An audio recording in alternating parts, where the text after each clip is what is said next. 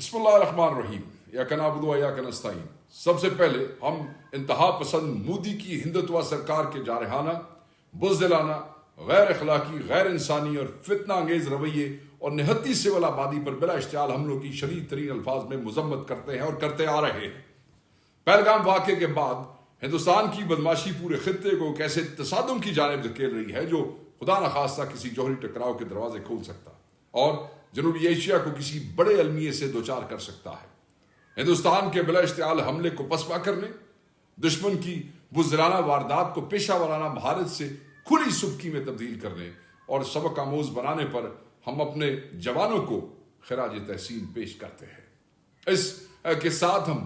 رات کے اندھیرے میں کیے گئے ہندوستان کے بزدلانہ حملے کی زد میں آ کر جام شہادت نوش کرنے والے پاکستانیوں، خصوصاً بچوں، ان کی شہادتوں پر رنج و دکھ کا اظہار کرتے ہیں، ان کے اہل خانہ کے غم بانٹتے ہیں اور زخمیوں کی جلد اور مکمل شفا یابی کے لیے دعا کرتے ہیں۔ ابتدائی جارحیت کے بعد ہندوستان کی جانب سے آج سارا دن ملک کے مختلف حصوں میں سول آبادیوں پر بھجوائے جانے والے ڈرونز شکست خوردہ مودی سرکار کے مجرمانہ عزائم کی عکاسی کر رہے ہیں۔ ہماری نگاہ میں ہندوستان کی جرأت و جسارت کا پاکستان کی داخلی صورتحال سے گہرا ربط ہے، اور اہم بات یہ ہے اور ہم یہ سمجھتے ہیں کہ وطن عزیز کی سالمیت، سلامتی اور دفاع کو ناقابل تسخیر بنائے رکھنے اور شرنگیزی پر آمادہ مودی سرکار کو سبق آموز جواب دینے کے لیے روایتی مسلح اقدامات کے ساتھ ایک کثیر الجہتی حکمت عملی، ترجیحات کی درستگی اور ترتیب نو اور ماضی کی غلطیوں سے فوری رجوع جو ہے وہ کرنا ناگزیر ہے۔ گزشتہ 3 برس میں پاکستان کو جن تجربات کی بھینٹ چڑھایا گیا ہے اور ان کے نتائج نے سماج، قانون، معیشت اور ریاست کے داخلی نظم کو تحوالہ کرنے کے ساتھ ہماری قومی سلامتی کے لیے ان خطرات کو بھی ہوا دی ہے، جن کی نشاندہی عمران خان صاحب اور پاکستان تحریک انصاف نہایت دردمندی سے تسلسل سے کرتے آئے ہیں۔ شرم و حیا کو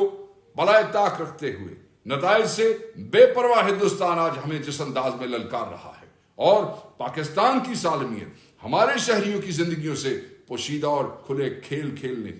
کشمیر کو ہڑپ کرنے اور جنوبی ایشیا میں جنگ کے شعلے بھڑکانے میں مصروف ہے۔ اس نے بطور قوم ہمارے لیے ایک ایسا چیلنج پیدا کیا ہے جو ہماری سوچ سے بھی بڑھ کر گمبھیر ہے اور پیچیدہ ہے۔ اس چیلنج سے نبر آزما ہونے کے لیے ہماری ریاست کی تیاری اور درست فیصلہ سازی کلیدی حیثیت رکھتے ہیں۔ یہ وہی ہندوستان ہے جس نے 1971 میں بھی ایسی ایک شرارت کی اور ہمارے فیصلہ سازوں کے منتشر فوکس اور غلط ترجیحات کا المناک خراج قوم نے ادا کیا۔ یاد رکھیے گا اس بات کو۔ آج پاکستان کو مکمل اتحاد اور یگانگیت اور یکسوئی درکار ہے، مگر یہ یگانگیت اور یکسوئی ملک کی سب سے بڑی سیاسی جماعت کو مشق ستم بنا کر اور قوم کے مقبول ترین قائد کو ناحق زندان میں قید کر کے حاصل کرنے کے خواب دیکھنا نری اور بالکل یہ نری حماقت اور سنجیدہ ترین زمینی حقائق سے چشم پوشی کے مترادف ہے۔ سیاست پر ریاست کو فوقیت دینے کے کھوکھلے اور بیرون نعروں کا شور ہم ایک عرصے سے سنتے آئے ہیں، مگر اب خود اہل ریاست کے لیے یہ وقت ہے کہ وہ ریاست اور مملکت کو واقعتاً وہ مقام دے جس کا وہ دعویٰ کرتے ہیں۔ آج سے 4 برس قبل مودی کو ایک شرارت سوجی تو عمران خان نے نہ صرف اس کا دماغ درست کیا بلکہ پوری قوم کو ایک سیسا پھیلائی ہوئی دیوار کی مانند ہند سرکار کی ننگی بدماشی کے خلاف یک آواز اور یکجا کیا، اور عالمی برادری پر بھارت کے عزائم، ان کے تباہ کن اثرات اور 2 جوہری قوت کے حامل ممالک کے مابین ممکنہ تصادم کے نتائج سے اہل عالم کو پوری سرگرمی سے خبردار کرتے ہوئے پاکستان کی سالمیت، سلامتی اور دفاع بھی ناقابل تسخیر رکھا، اور خطے کے امن کو بھی مودی کی شرارتوں کی بھینٹ چڑھنے سے کامیابی سے بچایا۔ آج بھی پوری قوم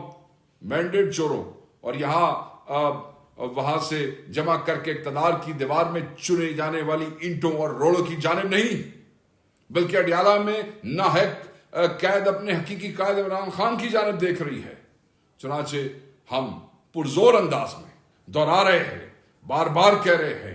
اور وہ یہ ہے کہ جارحیت اور جنگ کے اس ماحول میں محض عمران خان ہی قوم کو یکجا اور متحد کرنے کی صلاحیت رکھتے ہیں، جبکہ کھلی دھاندلی اور فارم 47 کے خمیر سے جنم پانے والی حکومت کی بے عملی ایک جانب بدماش ہندوستان کے حوصلے بڑھا رہی ہے، تو دوسری جانب اس کے عمل سے مودی کی خاموش معاونت کا بھی تاثر زور پکڑتا جا رہا ہے۔ چنانچہ ان نازک ترین حالات میں عمران خان پاکستان کی سالمیت، سلامتی اور خود مختاری کے ضامن اور ملک کو دشمن کے ناپاک عزائم سے بچانے کے پوری طرح اہل ہیں۔ ان کے علاوہ یہ کام کوئی اور نہیں کر سکتا ہے۔ وہ لوگ جو ان حالات میں بھی عمران خان کو ناحق اور غیر قانونی طور پہ جیل میں قید رکھنا چاہتے ہیں، وہ پاکستان کی سالمیت اور خود مختاری سے کھلواڑ کرنے کے ساتھ 24 کروڑ پاکستانیوں کی زندگیوں، ان کے مستقبل کو خطرے میں ڈالنے پر بضد ہیں۔ ہمارا بحیثیت جماعت، بحیثیت پاکستانی مطالبہ ہے کہ عمران خان کو فی الفور رہا کیا جائے، اور اس دوران اگر انہیں خدا نخواستہ کوئی آنچ بھی آئی تو اس کا ذمہ دار مودی نہیں بلکہ ریاست پاکستان کے وہ نام نہاد ٹھیکیدار ہوں گے جو اپنی اناؤں کی تسکین اور ذاتی ایجنڈوں کی تکمیل کو ملک اور قوم پر فوقیت دیتے ہیں اور آج بھی دے رہے ہیں۔ اس کے ساتھ ہم اقوام